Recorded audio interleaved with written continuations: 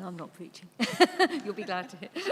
So our reading today is taken from the Gospel of Mark, chapter 1, and starting at verse 35. Very early in the morning, while it was still dark, Jesus got up, left the house, and went off to a solitary place where he prayed. Simon and his companions went to look for him, and when they found him, they exclaimed, "Everyone is looking for you." Jesus replied, "Let us go somewhere else, to the nearby villages, so that I can preach there also. That is why I have come." So he travelled throughout Galilee, preaching in their synagogues and driving out demons. A man with leprosy came to him and begged him on his knees, "If you are willing, you can make me clean." Jesus was indignant. He reached out his hand and touched the man. "I am willing," he said. "Be clean." Immediately, the leprosy left him and he was cleansed. Jesus sent him away at once with a strong warning. "See that you don't tell this to anyone, but go, show yourself to the priest and offer the sacrifices that Moses commanded for your cleansing as a testimony to them." Instead, he went out and began to talk freely, spreading the news. As a result, Jesus could no longer enter a town openly, but stayed outside in lonely places. Yet the people still came to him from everywhere. This is the word of the Lord. Thanks be to God.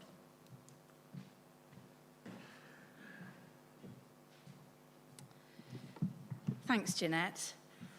Morning, my name's Becca, for those of you who've not met me before, and it's a real privilege to keep journeying through this book of Mark as we're in this season of learning what it means to know, love, and follow Jesus. A welcome to those of you who might be watching online. We're at All Saints Wick, in case you've just stumbled across us. We're in Littlehampton on the south coast, and we're really glad that you could join us. We are in this season of looking at knowing, loving, and following Jesus, and we're journeying through the book of Mark. And for those of you who might not have been around in the last couple of weeks, we'll give you a very, very quick catch-up. So essentially, we're looking at a book in the library that we call the Bible that details some of the life of Jesus, God made man walking on earth.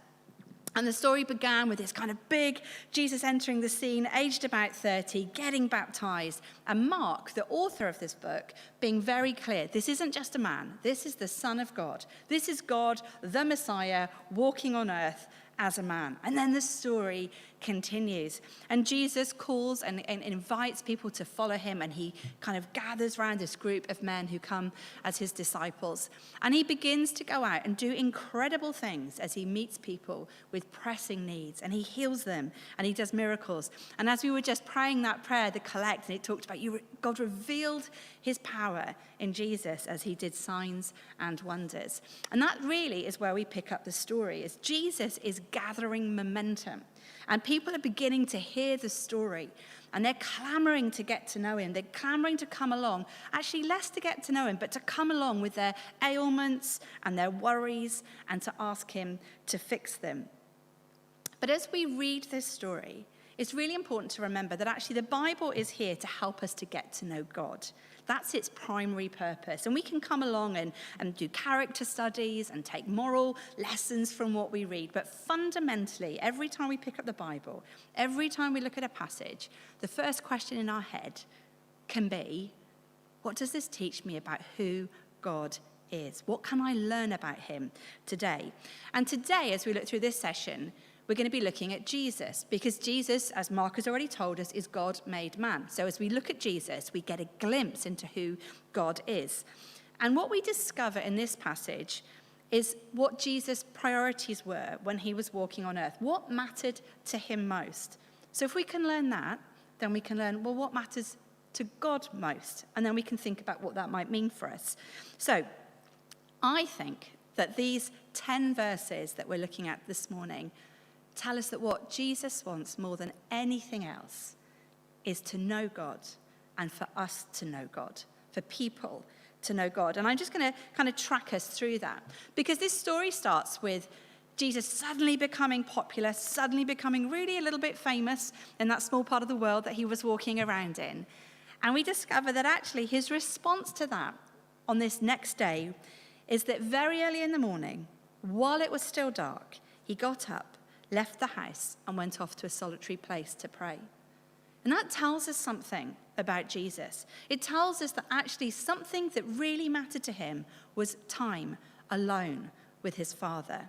Time alone with God. He needed to get away from the crowds. He needed to get away from the humdrum and the demands and everything that everybody wanted from him. And he just needed some time with God.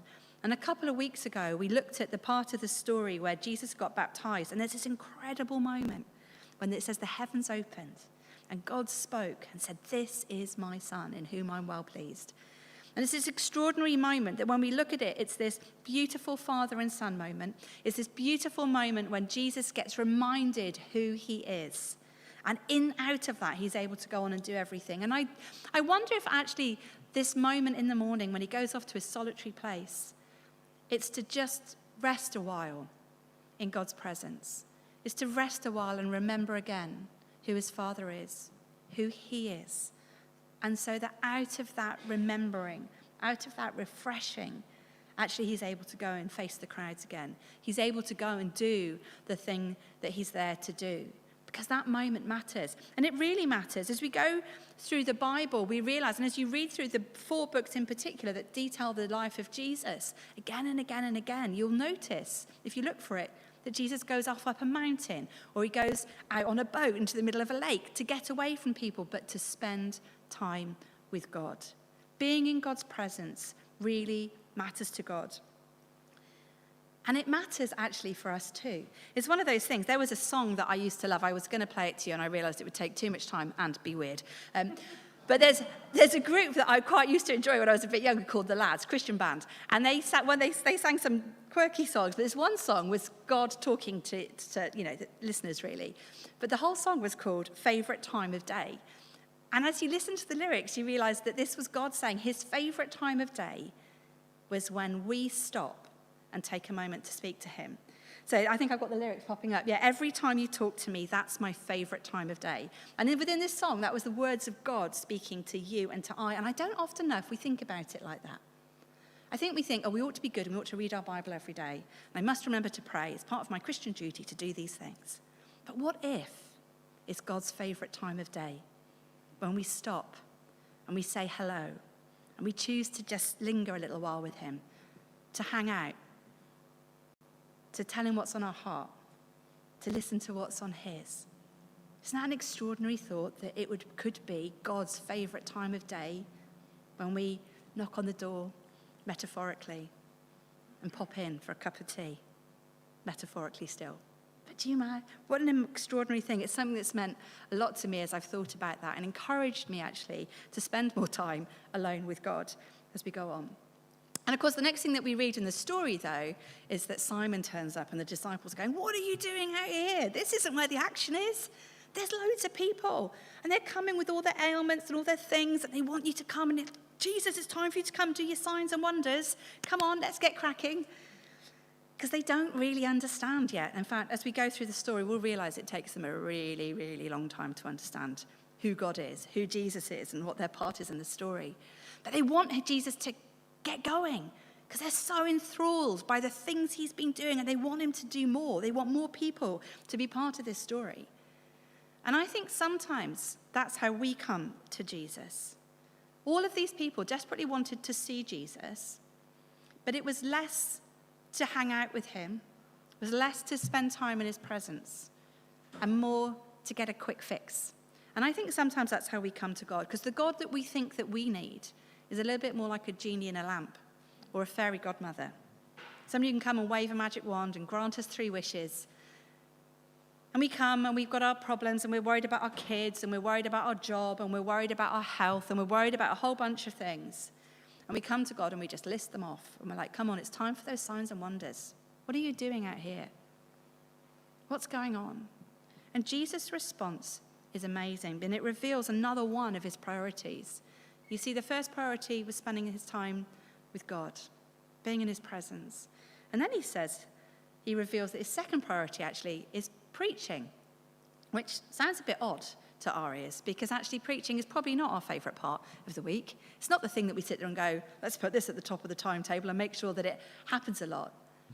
But actually, what Jesus says is, no, do you know what? If there's crowds of people, let's go somewhere else. Let's go to the nearby villages so that I can preach there too. That is why I've come. And it isn't preaching for preaching's sake. It's not going out and telling people a list of rules to live their life by. As you read through those books in the Bible that tell us about the life of Jesus, you'll begin to notice that so often as he began to preach, he would start with words along the lines of, you have heard or you have been told, but I tell you. And the reality was that over the years and over the decades and over the centuries, God had revealed himself to people, and that had been written down in the scriptures. But over those years and decades and centuries, that had got twisted and misunderstood, sometimes on purpose, and people got a distorted idea of who God was. So he says, you've heard, but let me tell you. Like his priority was saying, you think you know God, but you don't. Let me tell you who he really is. Let me tell you about this God who created the earth, who created you, who loves you. But let me tell you about his kingdom. You've got a part in it. There's a role for you to play. Let me tell you about his rescue mission. Let me tell you about his plan for your life. It was an extraordinary thing. Preaching wasn't just a speech to be given. It was a news to be told, a revelation about who God was. Jesus wanted to spend time with God, and he wanted to make God known. He wanted to make God known. And I think as we think about it, I was thinking about this as I was putting this together, and I thought it's a bit like our kids.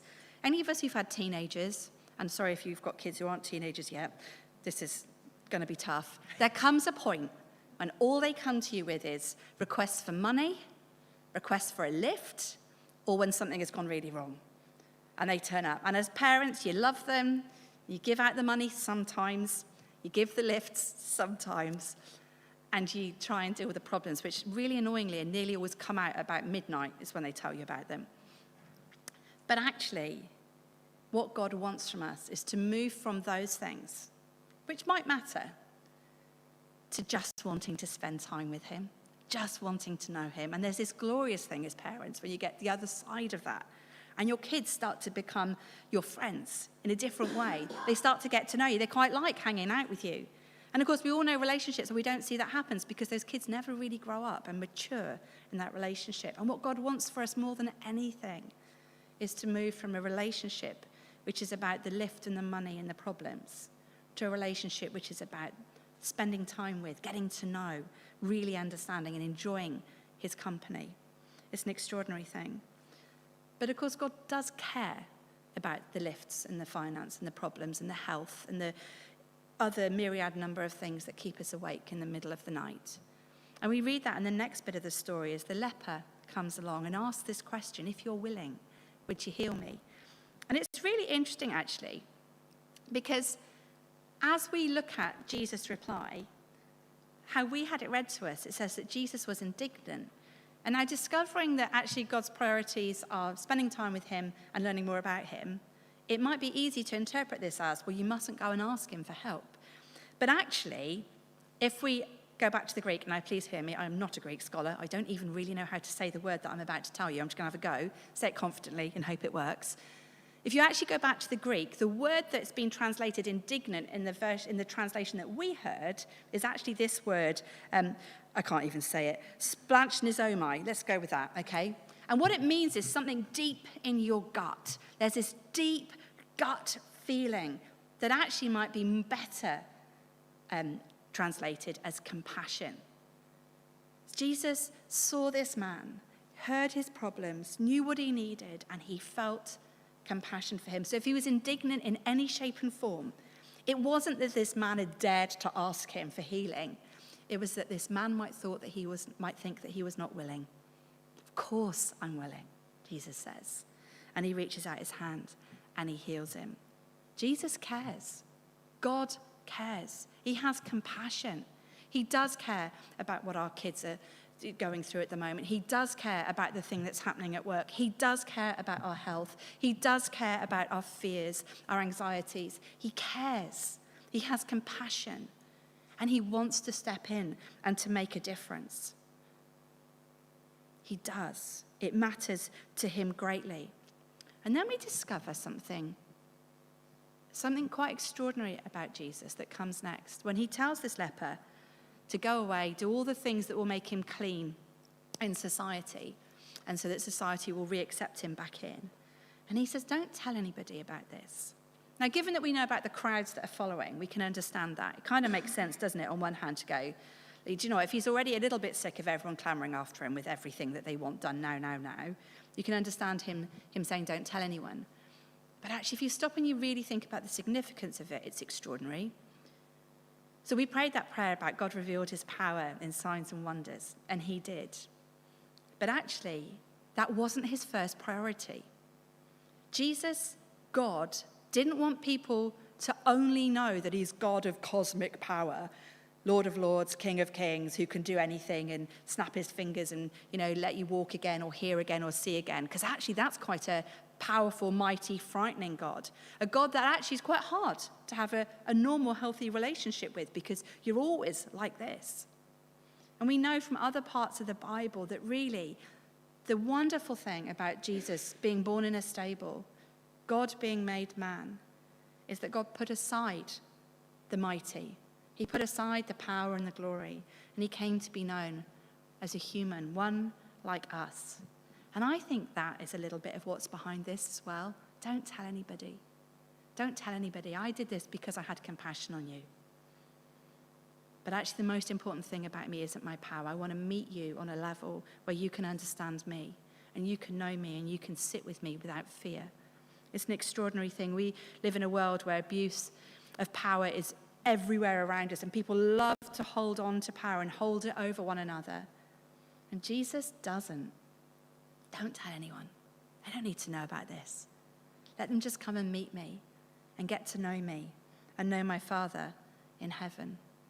This passage tells us so much about Jesus. It tells us, therefore, so much about God. And so it's helpful to stop and to think, well, what does that mean for me? If I've discovered these new things about who God is, what's my response? Well, I think it's a few things. If we know that presence, being in God's presence was important to God, and maybe actually we can believe that he really does want to spend time with us. Maybe it's worth creating a bit of time in our day. When I was a teenager, this man came and spoke at our church, and he was talking about when Jesus told his disciples off not being able to pray with him for an hour, and he gave us all this very long lecture on how we should pray with God for an hour every day. And I remember as a teenager thinking, well, that sounds impossible, and consequently doing nothing whatsoever. So let's not maybe start off with an hour, but maybe let's start with 5 minutes. 5 minutes, perhaps when you make that first cup of tea or coffee in the morning, just to sit, to spend a bit of time with God. You might want to read a couple of verses from Mark that we're reading through at the moment. You might want to just sit and still your mind and say good morning to God with your cup of tea, to know that it's his favorite time of day, to ask him to speak to you, to just sit together, not even having to talk. Those are the best friendships, aren't they? The best relationships, where you're just comfortable sitting alongside one another. But just to make some space to linger in his presence before we begin the day, before we move on, before we get to the humdrum and the demands and the everything else. Perhaps we could find some refreshment there ourselves. Now, I don't think Jesus needs everyone to go out preaching necessarily, but if he wants us to know God, then maybe we need to take that on board. What can we do to help us to know God better? What else could we do? Is there a book, perhaps, that we could find that would help us to get to know God better? Perhaps it is about reading quite intentionally through Mark, talking about it in our small groups and with the people that we love around us, and really trying to understand what is it that this book of Mark that we're working through is teaching me about God. Maybe that's something that we could do. And then let's not forget that God is a God of compassion, that he cares, that he's indignant at the thought that he might not care.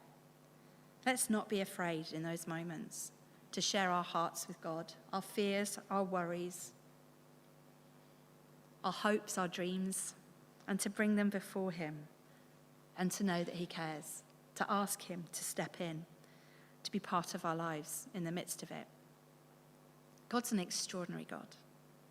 Let's not underestimate him. Let's not reduce him to a genie in a lamp. Let's see if we can mature ourselves out of our teenage years into an adult relationship with our Father in heaven, who longs to spend time with us, longs for us to let him know us more. He does know us, but he loves it when we share our heart with him, and who longs to let us know him better, that we might enjoy our time with him more and more and more. We're going to sing a couple of songs in a moment that will help us to sing that out. But I've put the words of this prayer that has inspired our sermon series just up on the screen behind me. It is there. Good-o. And let's just say those words together again before we sing. And even before that, let's just take a moment to think, is there one thing from this that you might take? It might be remembering that God is a God of compassion, who's indignant at the thought that you think that he might not care about you. Maybe it's that commitment to create a bit of time each day just to linger in his presence. Just take a moment to think, what might that thing be that you can take into the week?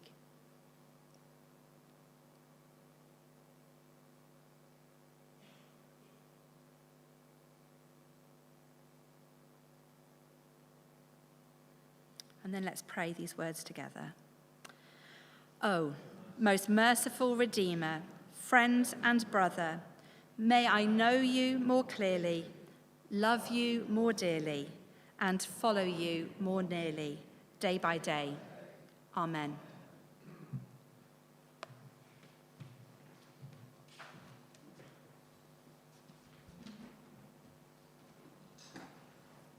We're going to respond in worshipping.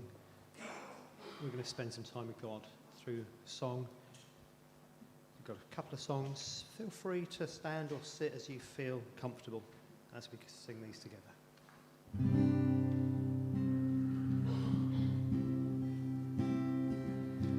Open the eyes of my heart, Lord. Open the eyes of my heart. I want to see you. I want to see you. Open the eyes of my heart, Lord. Open the eyes of my heart. I want to see you. I want to see you high and lifted high, shining in the light of your glory. Pour out the power and love as we sing, holy, holy, holy. Open the eyes of my heart, Lord.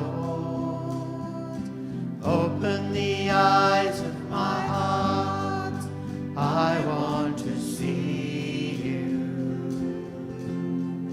I want to see you. Open the eyes of my heart, Lord. Open the eyes of my heart. I want to see you. I want to see you. To see you high and lifted up, shining in the light of your glory. Pour out your power and love as we sing, holy, holy, holy. Open the eyes of my heart, Lord. Open the eyes of my heart. I want to see you. I want to see you.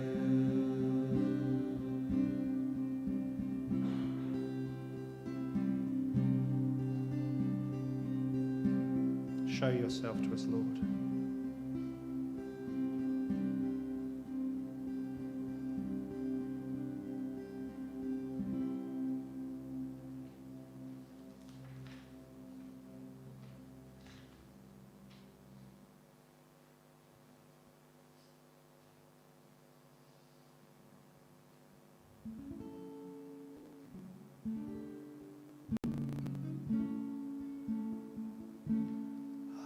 You, Lord, oh, your mercy never fails me. All my days I've been held in your hand. The moment that I wake up until I lay my head, I will sing of the goodness of God. All my life you have been faithful. All my life you have been so, so good. With every breath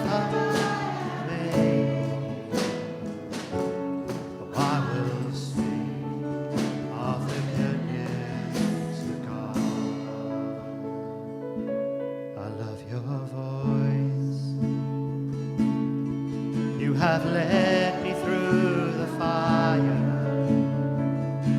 in darkest night.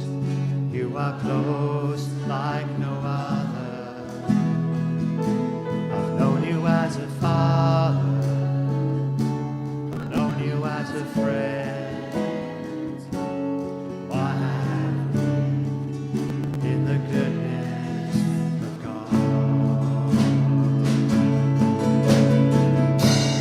All my life you have been faithful. All my life you have been so, so good. With every breath that I am able, I will sing of the goodness of the Lord. Your goodness is running after, it's running after me.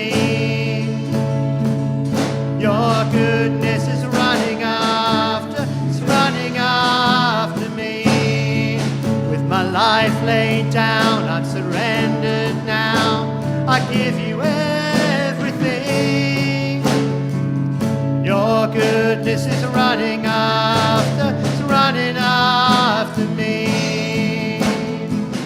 Your goodness is running after me. Your goodness is running after me. With my life laid down, I'm surrendered now.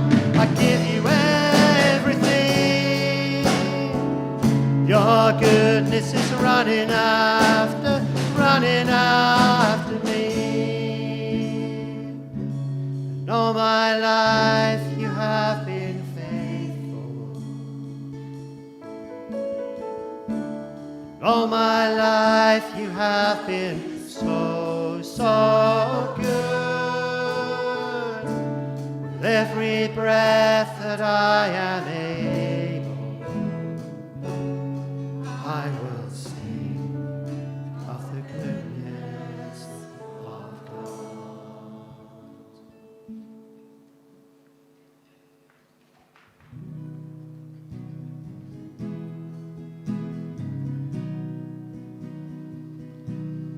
Lord, I come,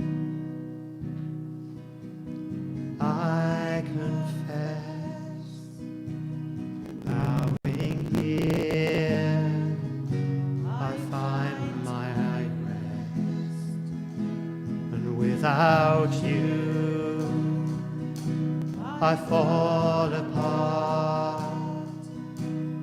You're the one that guides my heart.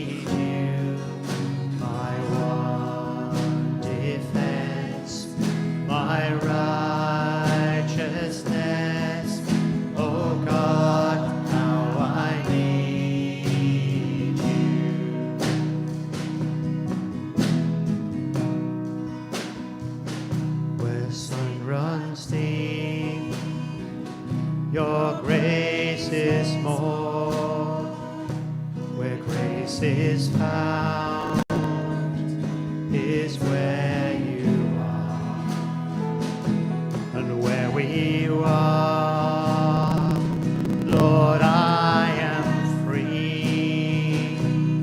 Holiness is Christ in me. Where you are, Lord, I am free. Holiness is Christ in me.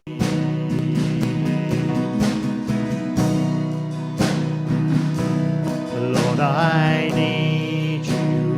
Oh, I need you.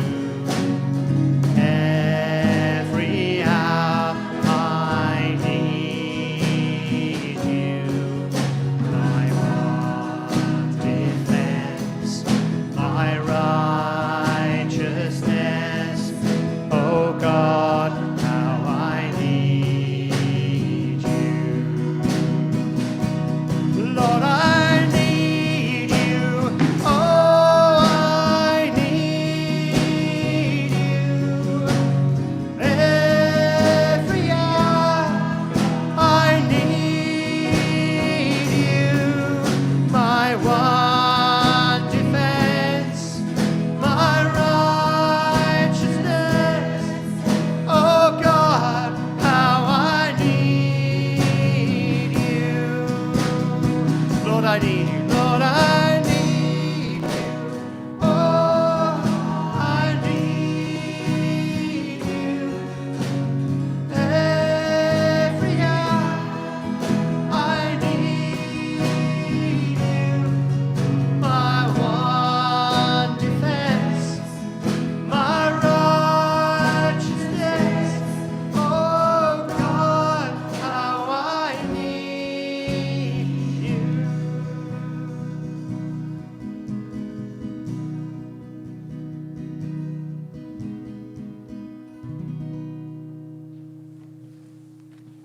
Would you like to take a